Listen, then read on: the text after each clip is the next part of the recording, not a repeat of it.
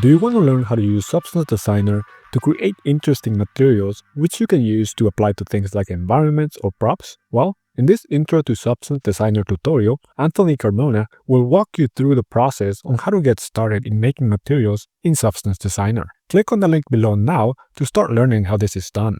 Anthony will start you off by explaining the theory behind physically based rendering, and from there he will show you the ropes to get started with the most useful nodes found within Substance Designer. This is a perfect tutorial for anyone who is new to Substance and would like to learn how to get started.